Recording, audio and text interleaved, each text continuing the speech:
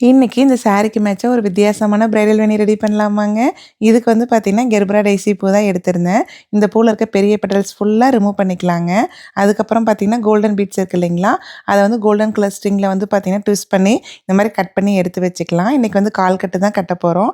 நான் வந்து சேர்ல வந்து அந்த கோல்டன் கலர் த்ரெட் தாங்க யூஸ் பண்ணேன். அத 2ஆ விட்டு கட்டிக்கிட்டு, ஒரு சைடு மட்டும் த்ரெட் எக்ஸ்ட்ரா விட்டுக்கிட்டேங்க.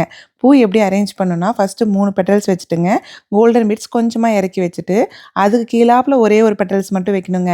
இத அப்படியே செட்டு செட்டா எடுத்து கால் கட்டு கட்டுற மாரி கட்டிக்கிட்டே வந்தோம்னா, பார்க்கறதுக்கு எப்படி வரும்னு பார்த்தீங்கன்னா, மேல ஒரு லேயர் ஆரஞ்சு, கீழ ஒரு லேயர் ஆரஞ்சுங்க. நடுவுல மட்டும் அழகா கோல்டன் பீட்ஸ் வருங்க. செம்ம அழகா இருக்கும். கால் கட்டு கட்டுனனால பார்த்தீங்கன்னா, ஆர்ச் ஷேப்ல தாங்க பூ வரும். நம்ம தலைக்கு என்ன சைஸ் வேணுமோ அந்த சைஸ் கட்டிக்கலாம். இங்க பாருங்களேன் பார்க்கறதுக்கு எவ்வளோ அழகா இருக்குன்ட்டு.